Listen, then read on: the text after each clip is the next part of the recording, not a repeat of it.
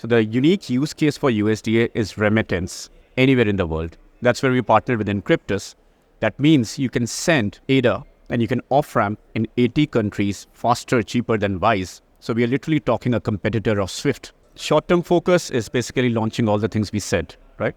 USDA, Kinka, gold-backed, but also becoming the platform of choice for any kind of tokenization in a regulated way. Long-term, all of it becomes interoperable. Not only product suite from Emergo, each and every product from Cardano, because we have to enable our products to start thinking global.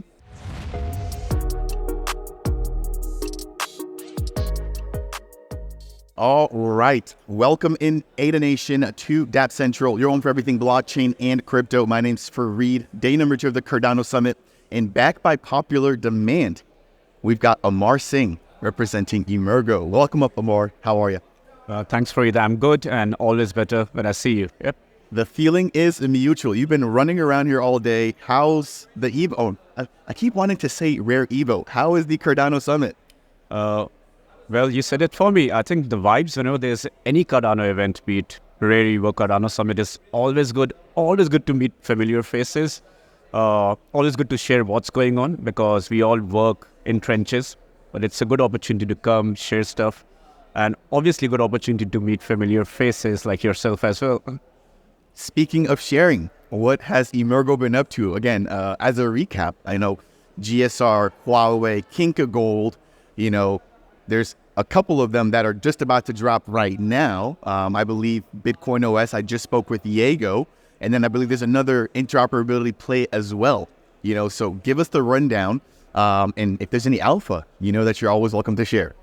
Absolutely. Well, thanks for the opportunity, Fareed. So let's pick up from where we left off last time, right? So we talked last time at Consensus, what are the themes that any layer 1 needs to succeed?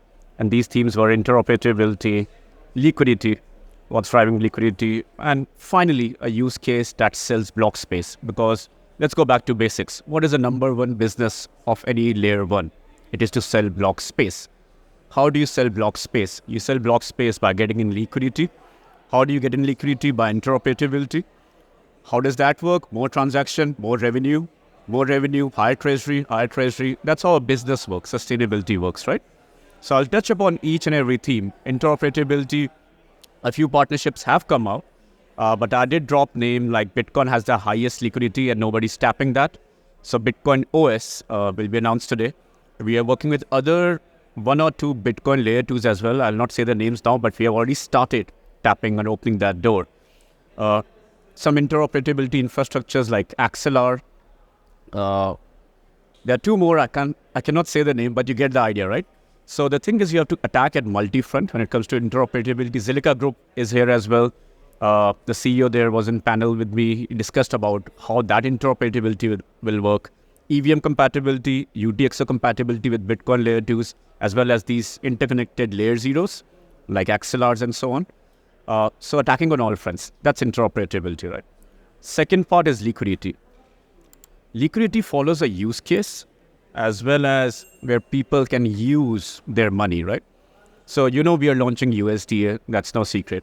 But launching a plain vanilla stablecoin doesn't go much these days.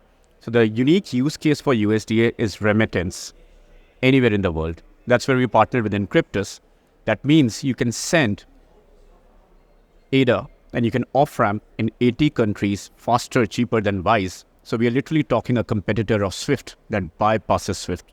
So any country that would like to hedge itself, move away from SWIFT, or do, for whatever reason, faster, cheaper remittances or diaspora sitting outside, they will start using Cardano even without knowing they're using Cardano. Because all they need is an app, which will be your own. We'll not term it as a crypto wallet or a crypto chain. We'll term it as a use case. Off you go. That's one part. We also announced Kinka, which is gold-backed token, but this is a publicly listed company in Japan. They already have liquidity or gold bullion, audited, regulated. As you know, Japanese regulations are really tough, right? That's another part, right? I think Bandeep yesterday on a panel kind of teased tokenizing insurance premium. So I'll also tease that announcement is coming up, and that will give yield to anybody holding that token. from an asset class which has never been tokenized before, which is insurance, premium bond, and secondary market. So when you start seeing all these things, this is bringing liquidity not from crypto world, from outside world, without people knowing they are using Cardano. So I like to give you a vision here. Think of it, multiple stable coins, but every stable coin has its own use case, and you have liquidity pools between these stable coins, right?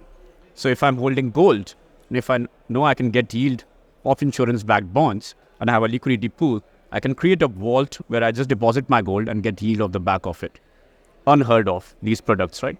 Same for anybody buying insurance premium bond or real estate. They want to remit money in a regulated manner anywhere in the world or into their bank account directly, instantly liquidity pool with USDs. So different use cases, different currencies coming directly from Web 2 world, if I may say so, on Cardano without people knowing they're using Cardano, because that's the beauty of technology. People using technology shouldn't know that they're using their technology. So all that has happened in last 3 months, literally, or 4 months when we last met. So I'll take a pause here, but just a sneak peek. I mean, there's a lot to break down there. And as obviously we're shooting this interview, I'm just like, I can only sort of process so much. So I'm definitely going to have to do my due diligence, dive into all the bits and pieces that you just mentioned there. But one thing I think is very important is the timing of all of this, right? When will this be executed? You've touched on quite a bit there. What can we expect and when? Very good. So a high-level timeline will be anywhere Q4 and Q1 next year, which is basically 2-3 months. A lot of it has already been executed. The thing is, when you talk about regulations, you need to have those double, triple checks. You cannot just switch on, especially to the financial world. So some of these assets are coming from regulated, publicly listed companies, and they have to make sure those nuts and bolts are in pieces. Otherwise, from tech point of view, we are ready. Not only that, I think it's a great use case of Emergo's tokenization platform, which was taking a back seat after USDA last year. But a stablecoin is just tokenization of fiat, right? But when you start tokenizing gold and insurance premium bonds, then real estate, on and on, that drives liquidity and also showcases that for the first time on Cardano, there's a regulated rails where people can just come and say, I want to do this in a regulated manner, and we take the headache away from them, right? So it's no longer only USDA, it's tons of stuff which are driving that. And I think we'll circle back to USDA here in a little bit and talk about stable coins, but a lot of this requires for people to be aware, right, that this even exists on Cardano. And I think a lot of that is also then tied back to marketing. So with you working with the BD or the business development, sort of unit at Emergo, what are you guys doing from a marketing perspective to make sure that people are aware of all these new developments going on in Cardano? That's a very good point, actually. And there are multiple facets of it when it comes to marketing, right? Now, I've been a champion of voicing this out that we need better marketing at Cardano. When I say better marketing, what do I mean? I mean, we are from Cardano ecosystem, so we know what's going on. But outside of Cardano ecosystem, when we talk about different blockchain weeks, Paris Blockchain Week, Token 2049, Consensus Blockchain Week, on and on and on. There have always been people that have been coming to us and asking, where is Cardano booth? Where is Cardano side event? Or where do we go and meet people? So for a lot of people from outside, they don't know much about what is Emergo or what is IOG or what is CF. They just know Cardano, right? And that's a point that we are missing, that as a consolidated front, we have to attack marketing from Cardano point of view, right? I'm also aware that a lot of changes are happening at Cardano right now. So treasury unlocks to budget committees to whatnot. So I've been a proponent of having that dedicated budget for marketing that only targets Cardano, but outside of Cardano. What do I mean? We're in a bull market. Having 10-15 KOLs on retainer annually from outside of ecosystem. I think you have been doing awesome job on YouTube. Outside of Cardano ecosystem, who are the YouTubers who will pick this up, talk, have them on retainer? Every blockchain week, do we have a presence? But a presence which is tangible, not fluffy, right? So we have good job being done everywhere, but just by our ecosystem, but people don't know it's by us as Cardano. It can be rare events, which is at every blockchain week, awesome job. When I go there, some of the people don't even know it's sponsored by Cardano Treasury and at Cardano, right? Some side events will be by Emergo, something else. So again, charity begins at home. We have to change how we work first. And that's how marketing will be tackled. So if you ask for my plan, dedicated Cardano marketing budget, attack outside of Cardano, no longer inside. We have done enough of this stuff. We know each other. We meet each other 3, 4, 5 times a year. Now I need to go out. We need to take it on the chain if we need to, right? Retainers for KOLs, YouTubers outside of Cardano ecosystem as well. And then that's how you create a flywheel, because then people know this is happening on Cardano. So that's my 2 cents about it. I mean, that's a really awesome plan. And we sort of discussed this during the last interview we caught up at Consensus, where you mentioned, there is so much liquidity outside of Cardano right now. And as opposed to, trying to just bring brand new people in straight into Cardano, let's tap into the existing liquidity in other ecosystems. It seems like you guys have delivered on that with the Bitcoin OS integration, Axelar, and then I think just the integration of the Cosmos IBC and just all these different things that bring interoperability in. Now, shifting back to one thing that you mentioned earlier, that was stablecoins in USDA. Obviously, you're with Emergo, you're now with Anzens. I do have a call set up with Vineet and that particular team. But what are your thoughts, generally speaking, around stablecoins? There's going to be USDA coming. I believe there's going to be USDC coming through Axelar. There's already USDC DAI and USDT already available through OneChain. Generally speaking, stablecoins are a big topic. What are your thoughts? So I think this is the age of stablecoins, if I may say so. Not only the stablecoins in crypto world, but stablecoins coming from outside of crypto world. So all the issuers of security, VanEck, BlackRock, they will all launch their stablecoin. Actually, they're already in process of launching their stablecoins. Big banks, JP Morgans, others, they will launch their stablecoins. They might have different purpose of it, but it will be floodgates of stablecoin. And that's why at the very beginning of conversation, I was trying to distinguish between use cases and stablecoins. So you can have 7-8 stablecoins having no use case. That will not drive liquidity. That will not increase your TVL to billion, 2 billion, right? But if you're targeting use cases per stablecoin, giving room for each stablecoin to bring its own liquidity because of use case, creating liquidity pool amongst those stablecoins, that's how we create a flywheel, and that's where the liquidity comes in, right? So there's a method to madness that we should be aware of. With USDA, there's a specific use case right now of remittance, faster, cheaper than a lot of alternate payment methods. Also, a good solid competitor to Wise, off-ramping in your bank account directly, ADA payments. That was not in Cardano before for retailers, especially like us and so on. Now, this is probably a tough question, but I think it's good to ask some of these. In terms of just growth and visibility, et cetera, like what are some of the challenges Emergo has recently faced, and how are you guys planning to deal with some of those right now? Yes, so there are challenges everywhere at Emergo level, at Cardano level, at Teams level, and so on. It's a good sign. Challenge means, so first step of solving any problem is to recognize there is a problem, right? So I'll start from team level, Emergo level, then Cardano level. Charity begins at home. So we formed a BD team as we talked last time, right? This team is barely 3-4 months old, and the number of partnerships it has produced are 40, 50. And this is a team of 3-4 people or 2-3 people who haven't even got time to on-ramp, understand how things work. And we are trying to get people from outside of Cardano ecosystem. Why? Because they will have that network connections that we need, right? So there's a certain level of on-ramping time that is needed for them to understand how does Cardano work, which projects. These are some challenges internally, but they didn't have time to think about it. So good things and bad things, but this is a problem for us to solve at Emergo. Also, now that we have a BD team, everybody thinks we'll do everything. So everybody thinks that Emergo is now overnight expert of chain level integrations, which is what IOG and CFO is doing, which we are not. So then there's a dependency that even if we do a partnership, we depend on other partners to finish that integrations. Otherwise, it doesn't work. That's another challenge. That is not to say we are not working on challenges. These are just some challenges. At Cardano level, there are massive challenges. So I'm going above Emergo now. Treasury being unlocked. Who will manage that? We are just seeing nominal value of treasury, which is this much ADA is in treasury. What happens when next bear market comes, things go 80-90% down? The 600 million treasury can be 60 million, 50 million. Who is managing that? You have new entities, Intersect, ICC and all. It requires operating expenditure, right? If you manage treasury actively, your OPEX can be funded by that 4-5% yield and so on.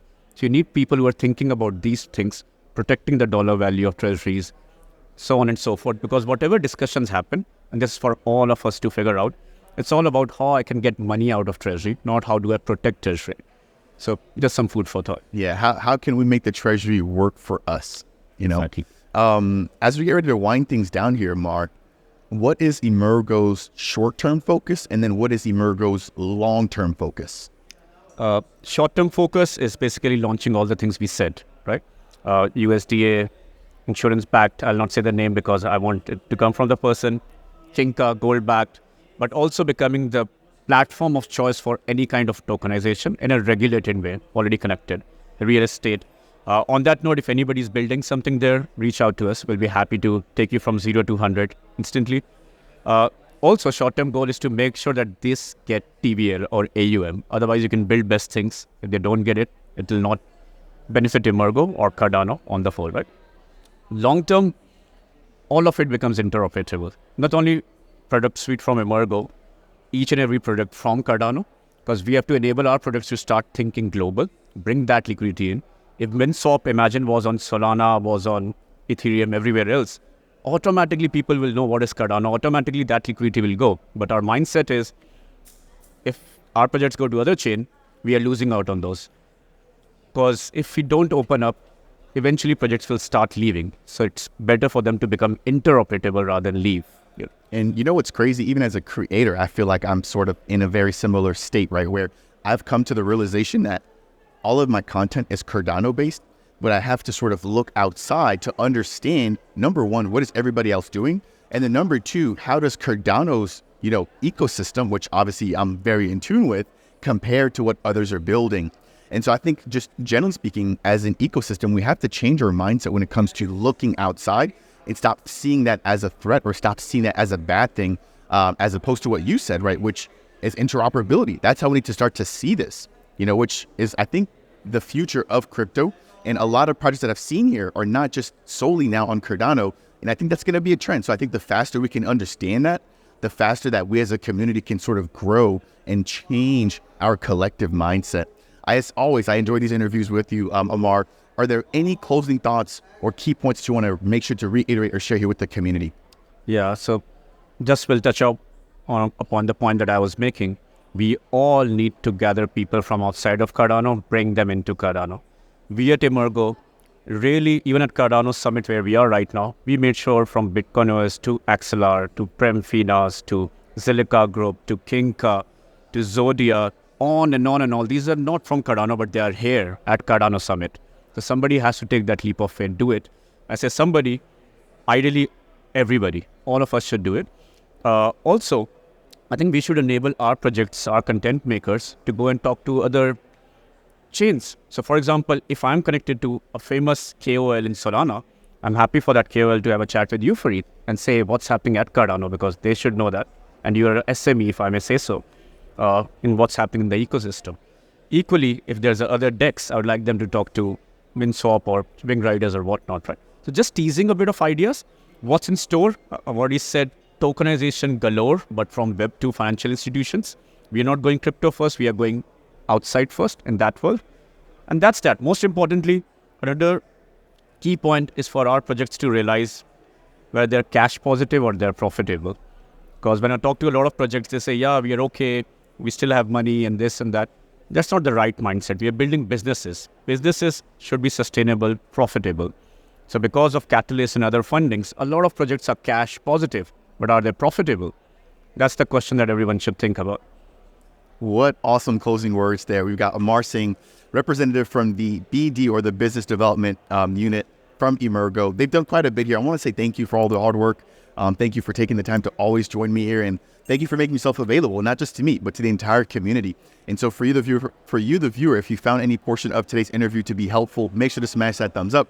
If it's your first time stopping by the channel and you want more content like this, consider subscribing. And last but not least, if you have any questions or comments for Amar or anything that Emergo has done, leave those down below. That said, and as always, we'll see you all in the next one. Cheers, everybody. Thank you, folks. Cheers.